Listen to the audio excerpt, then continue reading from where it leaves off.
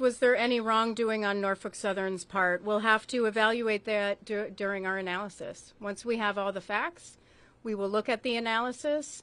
I think we will do our own analysis.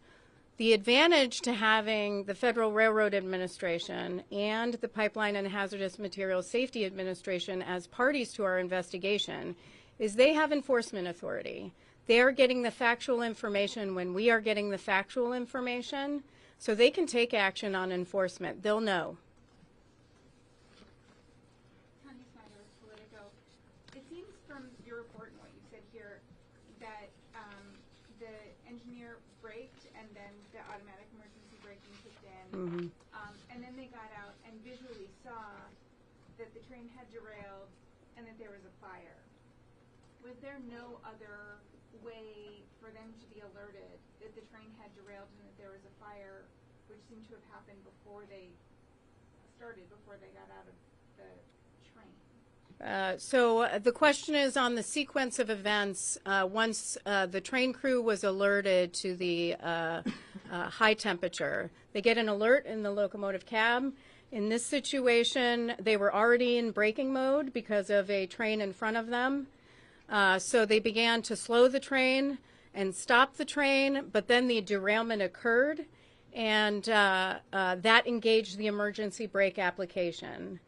The notification comes directly to the cab of the locomotive and tells them. We're going to look at the notifications and how that comes across and Norfolk Southern's policies and, for notification to rail crews. I will tell you it's standard. Rail crews disconnected the locomotive from the cars that were burning and moved up about a mile to protect themselves. That is standard as part of railroad operations. Yes, hi, Hogan with AP. I was wondering if you could elaborate a bit on your statement early in the beginning where you say this was 100% preventable. I know that there are many areas of investigation. The report, to some degree, was indicating many things work as they should under the current guidelines. So can you expand a bit about what gives you that certainty about this being 100% preventable? The question is what gives me the certainty that this was 100% preventable. We've never seen an accident that isn't preventable. And I actually think that I don't like the word accident. I hate to use it. Nothing is an accident. And so, you know, when it comes to prevention, it could be actions on the railroad's part for maybe not having more conservative policies on thresholds, or it could be some sort of problem with the wheel bearing that could have been addressed earlier. Those are just examples. We don't know that yet. We are still conducting our fact-finding portion of the investigation, but we will know that at some point. That's when we issue the probable cause, and there's often not just one probable cause, which is this derailed. It's usually a number of contributing factors a number of factors that contributed to that derailment. A quick follow-up, if I may. I was just wondering if you could talk about the level of cooperation NTSB has been getting from the parties. I know that in certain instances, sometimes rare, that you issue subpoenas. Is that something that you might foresee at some stage in the process? So the question is, what is the cooperation between the NTSB and the parties to our investigation, and whether we foresee having to issue subpoenas? At this time, I don't foresee having to issue subpoenas. We are having excellent cooperation with all the parties to our investigation. We're getting what we've asked for thus far. So far, so good. That can always change. But we do have an established relationship with all these entities, and we are hopeful that will continue throughout the course of this investigation. Eric Gazelle, Wall Street Journal. So do we have any indication as to why so many rail cars derailed? Like 38 on a train of 149 seems like a large quantity. Is there any evidence to suggest why so many derailed in this particular incident? I mean, you know, we'll look at the question is why so many cars derailed. 38 derailed in the accident scenario.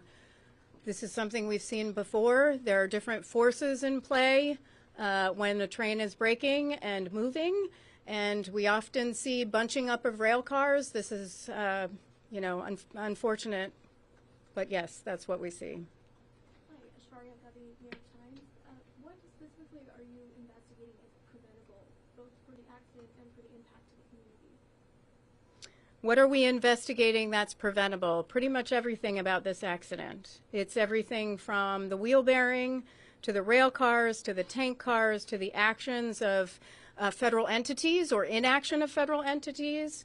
We'll look at state entities. We'll look at locals. Especially with emergency response and information they did or did not have, likely did not have. And we'll look at Norfolk Southern, their policies. So there are often a lot of considerations in what goes into what is preventable. There is usually far more than one thing. Madam Chair, can I ask two quick questions? One of them, I'm wondering, did the crew know that the temperature was increasing? When they went over the first two hot box detectors, is there any reading for them telling them it's getting hotter? Just be aware that it's getting hotter, even if it did not yet rise to the level of alert? That's the first question. The second one is, you, of course, are an investigative body and you offer recommendations. You are not a regulator. You can't force change on any participant. And yet this has been an industry that you have tried for many years to bring a little bit more regulatory safety controls, and then Congress has at times kind of undermined those initiatives that the DOT under previous administrations had tried to enact. I'm just wondering your level of frustration. You said you're committed to going forward here, but your level of frustration that this has been in many ways something that for decades you, the FRA, Congress has looked at, and yet not a lot of progress. So again, those two questions, if you don't mind. I'm going to let you answer the first one. If you can repeat the question, then I'll do the second one. Did the crew have any knowledge that the temperature was rising as they went over the first two hot box detectors? The detectors, the way that they're designed, will provide a radio announcement. And so the radio in the cab would indicate that there is an issue. There's a number of things in the radio announcement that occurs, anything from no defects to the total number of axles. It would have announced the temperatures at this particular axle and told them which axle it was from the front. Just an automated computer voice kind of thing. Yes. On the radio saying, yes. This is your speed, and or this is the temperature rather, and yes. it did not yet rise to a critical level.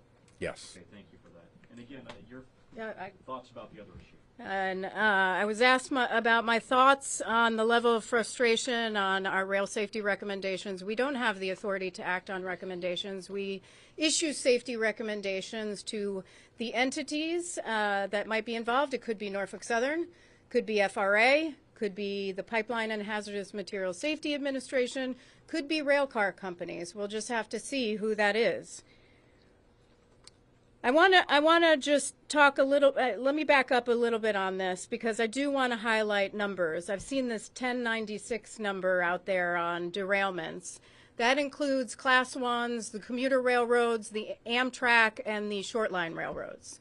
If you're just looking at the Class 1 freight railroads, and I looked at this myself just the other night, confirmed it with FRA, if you're just looking at derailments, it's in 2021 for Class 1 freight railroads. So it's the major railroads. We're talking Norfolk Southern, CSX, BNSF, UP, CN, CP. So what we have is 868 derailments in 2021, 68 collisions, 330 that are designated as other. A lot of those are obstructions on rail track. And so, I raise that because we can improve safety in the rail industry. And we have a number of our safety recommendations that are on our most wanted list of transportation safety improvements that we have been fighting for decades to get implemented, which would improve rail safety. But I want to be clear. We have to make sure that what we're proposing as the NTSB is specific to this accident. That's our job. Our job is to determine how this happened and to issue safety recommendations to prevent this one from happening again. That's why I got so frustrated and tweeted. Nobody tweets for me. I tweet my own tweets. That's why I got so frustrated and tweeted, because there's a lot of misinformation on what would have prevented this, and I'm happy to go through some of those. This is a community that has been devastated. They deserve to know what happened, how to prevent it from happening again. They deserve to have the right solutions. Often during our investigations, everyone is guessing. I saw it all over media, which was driving me nuts. And, those solutions, all of the ones I heard of are not the solutions. And so we'll do a little evaluation to prove that they're not.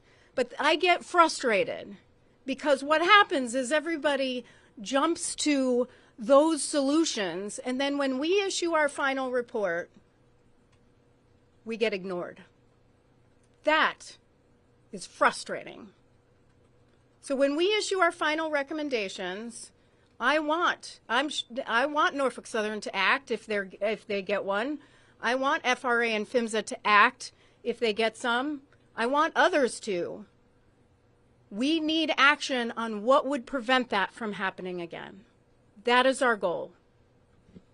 Yeah, James and Fox, I just want to get an understanding of the timeline in terms of the toxic chemical release. Was the NTSB notified immediately afterwards, or when exactly was NTSB notified that there was potentially this mild chloride release? And do we have an exact time of understanding of when that became apparent to the first responders also coming on scene? Because that's what has not been shown in the preliminary report. The question is, when were we notified of the derailment? I am going to let Rob answer this question, but I'm going to start with, we do have a response operations center that works 24/7. Dedicated professionals that are monitoring social media. They have television screens. They get input from the National Response Center, which is where the railroads and others are supposed to report any type of tragedy.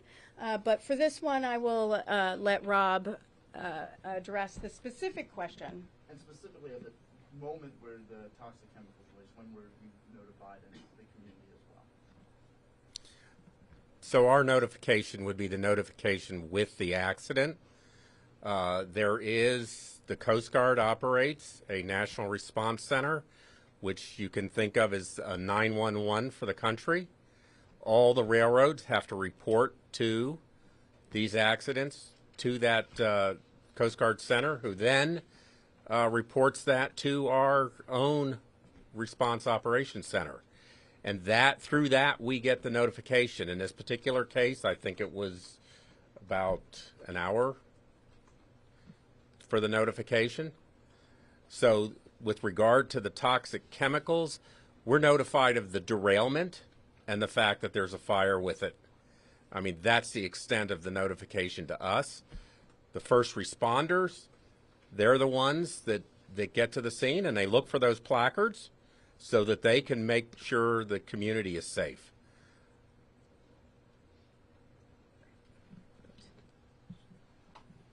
Connie Snyder again with Politico. Can you say a little bit more about the polymerization of the vinyl chloride that was happening inside one of the rail cars, and why that was happening in one rail car, not the others? What was going on with the integrity of the car itself to make that happen? The question is about the polymerization that was going on in the vinyl chloride tank cars and why one tank car and not the other tank cars. So vinyl chloride, it's a monomer, and it's actually the monomer from which we make PVC, polyvinyl chloride. And so there was a chemical reaction. It was initiated by the vinyl chloride monomer getting too hot. And of course, in a fire environment like that, the amount of heat flux on each car is going to be a little different. So the car that was observed to have the rising temperature probably had the highest heat flux during a fire. That polymerization reaction is an exothermic reaction. So it's going to add heat to the car, which is why the car temperature was rising. It does reach a point where the temperature added by the reaction actually causes the reaction to speed up. So the rising temperature causes the reaction to speed up, which causes the temperature to rise more, and you reach what they refer to as a runaway reaction. And that's what that 180 degrees, you want to stay below that so you don't get into a situation of a runaway reaction. That was the big concern, that that would go to a runaway reaction. I want to call on somebody who has not been called on yet. Brian McGill, Wall Street Journal. I want to talk about the plastic pellets that caught fire with hot axle. Did that happen before the derailment or after you guys know that? No, the question is, when did the plastic pellets, when was the fire initiated with the plastic pellets? That was after the derailment. And which axle it was on 23? Front or which axle? Go ahead. The car 23 was the car carrying the plastic pellets, the car with the hot axle. I actually don't know whether it was the front axle or the rear axle at this point. Sir, the one in front. Yes. Hi, Rashad Hudson, Nexstar Media. Can you speak a little bit more about the rare investigative field hearing you plan to hold? What do you plan to learn, and will you make sure that Norfolk Southern is there to hear concerns from community members? Yeah, so the rare investigative field hearing I mentioned, our investigative field hearing, we do not conduct those on every investigation. It is very rare. I think the last one was a Southwest Airlines investigation that investigative hearing that we held a few years ago. The investigative hearings are different from a town hall. Investigative hearings are invited witnesses so we can get facts and we can talk about possible solutions surrounding what occurred, why it occurred, how it occurred, and what would prevent it from reoccurring. And so we will invite Norfolk Southern. Part of your question was, will we invite Norfolk Southern? I'm sure we will invite Norfolk Southern as part of that panel. What happens in those investigative hearings is each of the board members will ask questions of the panelists. Possibly a few staffers might also ask questions of the panelists, so we can really dig into the information to identify what occurred here. Go here and then to Alan. Kyle Mazza from UNF News. Former President Trump visited East Palestine and decried the Biden administration, your federal government response. What's your reaction to him saying that and decrying the Biden administration, Transportation Secretary Pete Buttigieg for not visiting too soon, in his words? What do you say to the former president, since he's not in government now and you're there? Yeah, so this is what I'm going to say. Enough with the politics on this. Enough with the politics. I don't understand why this has gotten so political. This is a community that is suffering. This is not about politics. This is about addressing their needs, their concerns. That's what this should be about. So I don't care about the politics. What I care about is caring for them. What I care about is figuring out how this happened. And what I care about, and the NTSB cares about, is getting to what would prevent this from reoccurring. Safety is the only thing we care about. Politics is left at the door. Politics is not part of our investigative process. Our credibility rests on us carrying out an objective, thorough investigation. And that's what we'll do here. Thank you for the question. Thank you. Sir. Yes, hi. Thank you. Greg Wallace at CNN. I imagine there's trains of this length, composition, with these type of contents traveling into communities around the country every day. Are you concerned about that, nervous about that? What are your thoughts on that? Well, I do have some data on the train length and weight. For this one, the train was 9,309 feet long and 17,000 977 tons in weight. The question is, am I concerned about that? I'm concerned about any train that transports a hazardous material or could negatively impact a community, just like I'm concerned about other modes of transportation. This is why the NTSB exists, so that we can get to zero in all modes of transportation to improve safety over time. I think we've been part of that, but we also have a long way to go, and we'll continue on in those efforts. So I'm always nervous, of course, and I care for we all care for the communities because we work with them afterwards, but you know, we need to make sure that after these tragedies, because I go back to our recommendations and something Tom asked about, it is frustrating when our recommendations don't get implemented, and I tell you it's particularly frustrating for our investigators when they go to another accident scene and say, I saw this on this one. Why wasn't it addressed? Sometimes our recommendations are not implemented. That is frustrating. If they were, those numbers I read you would be much lower. 2 more questions? Go for it. Thank you. On the braking specifically, the report mentioned that the brake application puts off some heat. Are you at all concerned that the brake application, whether it's over a distance or immediately then, may have increased the temperature and led to the overheating axle superheating? I'm going to allow you to answer that. The braking that occurred prior to the critical alarm was dynamic braking. That's using the motors in the locomotive as generators to slow the train. That would not have added heat to the axle. So the critical alarm occurred before then, before they actually used the train line brakes. All right, since that was a follow-up, I'll do 2. Alan. Hi, thank you. I'm wondering if you can provide a little bit more information on where the last sensor was and where the derailment occurred. It seems that they're quite close, but I can't tell. Maybe I missed it from the report of the distance. Was it 100 feet, 1,000 feet, or roughly, obviously? They certainly are very close. We are getting the numbers. Part of that has to come from our event recorder data, and we haven't yet done the full analysis of the event recorder. The event recorder will tell us exactly when the emergency brake application occurred, and we can use that with the location of the detector to understand how far the train had moved when the derailment occurred. So that's an analysis yet to be done. One more. Anybody who didn't ask a question first? Okay, Ian, you're up. So the video that we have, it looks like the bearing's basically on fire or really hot at that point, and I think that is very close to that second detector. Is the condition of it being so hot consistent with the reading that was coming from the detector at that point?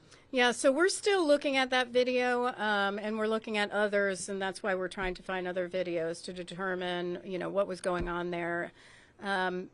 You know, we believe that it was hot, and at that point, you know, grease is burning. That's what we believe on the axle. But, you know, do you want to add to that? Yeah, okay. So we are researching that particular video as well as other videos. We've been contacting businesses that have security cameras all along the route.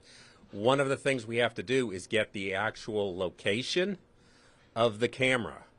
So we had that video, we didn't have the actual location down to the foot.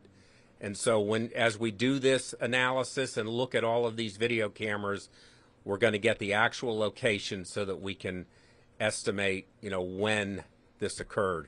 With regard to the temperature measurements are obviously on the outside of the bearing housing. So The video's looking at the end of the bearing housing, vice the bottom. So there may be some difference there as well, and we will look at what effect that might have had on the actual temperature measurement in the accident. All right, well, we thank you very much.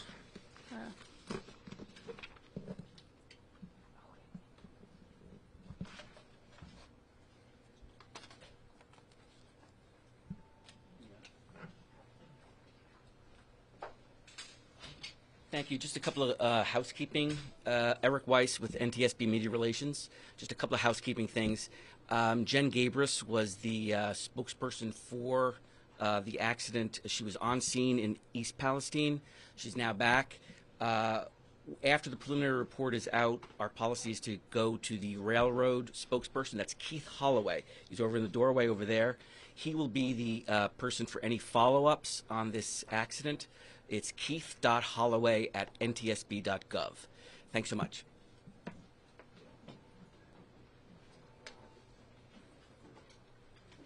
Excuse me. How you doing?